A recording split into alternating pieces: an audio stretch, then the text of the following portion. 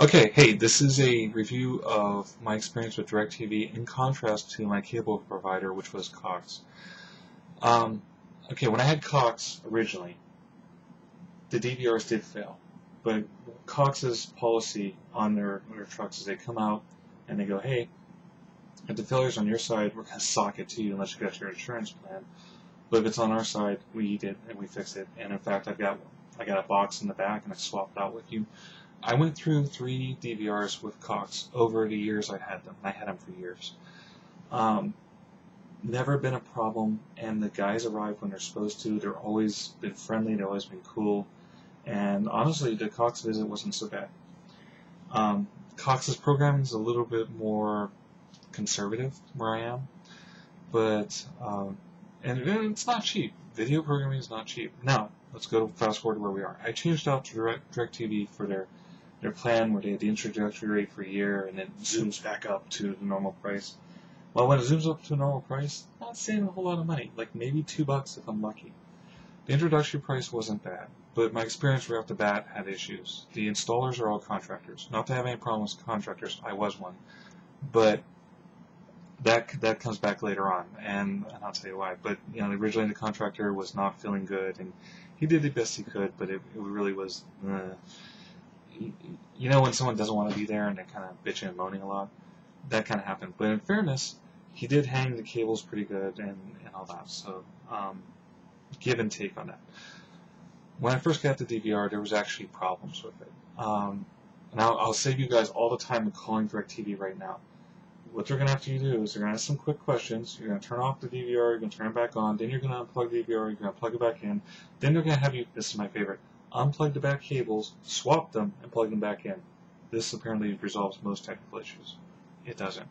My DVR did weird phantom stuff. It went black during half recording where you can listen to it, but you couldn't really understand it. Everyone appreciates that in the show. The quality really wasn't any better than Cox. I don't give a crap what they say. High definition this or that. I've got a high definition TV that's 1080p. I've got a lower definition. The quality just isn't there. It's not so, oh my god, this is unbelievable. There's a few times when you actually do see some stuff and you're like, that's pretty impressive. But to be honest, the quality I got from Netflix sometimes is much better. And that's coming directly through my cable network. 8 months into calling them and regularly telling them that I'm having these problems with my DVR, they said, well, your DVR's out of warranty. This is equipment they leased me, but we can send a service guy out for $50. I'm like, service guy? Why? And they're like, well, you're out of warranty, but you're leasing the equipment to me. Then they say, well, we've got this plan that's for $7 a month or $6 a month. It's something like that. And if you get it, then you can have as many calls come out as you want. So you're going to basically mafia bend an arm behind my back to buy your service to cover your crappy equipment. That just did not fly for me. Well, the next day, if I had gone and paid for the service, I'd been an idiot, because the next day the DVR actually didn't turn back on at all. And I call them up and they're like, oh, it's dead. We're going to send you a new one. You got to pay for shipping $20. Okay. Now we're at $20. So when you start adding all these little things together, they're not cheaper than Cox. And now the programming is a little more liberal. They've got like Chiller and some other channels I kind of like, but most of it's kind of identical to Cox. We got your Holy Roller channels, and I got G4 Tech TV, which is kind of cool, but I find I actually watch on podcasts more than anything else. They've got your shopping networks and stuff like that, but the quality is comparable for the type of channels. But the contract thing, the moment my 1 year was up and I went back to the Boost, it's not any cheaper. And honestly, it's different than a cell phone. A contract for a cell phone is something you take with you and use everywhere, and it's always part of your life. It's your phone, it's your alarm clock. And if it isn't, then you probably wouldn't be having cable or DirectTV anyways you care about.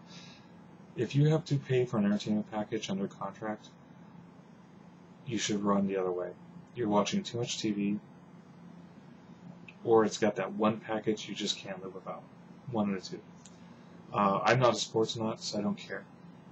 There isn't really anything on TV that I couldn't just do without or get through Netflix. Or possibly Hulu, depending on Let's Go. So, my experience with Cox, every time I called them, though, they've been very friendly, they've been very nice. Well, except for when I initially talked to them, They told me that I needed, because I didn't like it right off the get-go. I was kind of iffy about the experience. They said I need to have it for 3 days in order to cancel, just to make sure I wanted it. Well, I called back after the 3 days, and they informed me, oh, no, you have to cancel in the first 3 days. So there's a little bait and switch there. I would say if you're in an area where you can get cable, get it. Unless your cable company is so horrible that the bad experience from DirectTV would be comparable. I would even go with Dish. And you know what? If they've got a 2-year contract buy-in, it doesn't matter the amount of money you're saving. If you can get it without the 2-year contract, do that instead. It's not worth the lock-in. It's really not. When I was talking to the girl about my DVR issue, and I'm like, why can't you send someone out? This is the least equipment. They told me, well, we've got, it costs us a lot of money to get the contractors out there.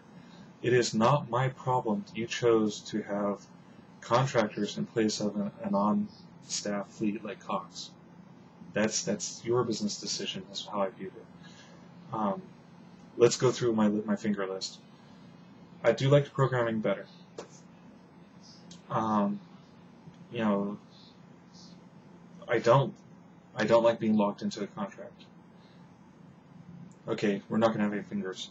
I don't enjoy the mafia style buy my repair service so that I can sell you crappy equipment and not have to be responsible for it. I can't wait to get out of my contract. And there's a $30 fee to leave my contract, which is hysterical.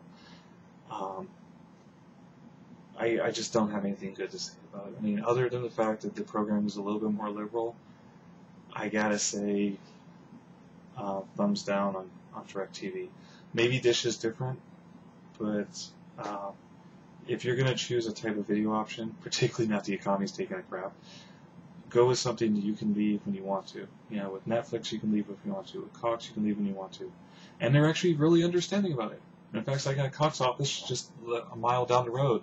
If I got a real problem, I can go down there and talk to somebody. DirectTV, I'm sorry, I gave you a shot. I'm just holding my breath until 8 months roll by and I can get rid of you. And that's my review, and I hope that helps everyone.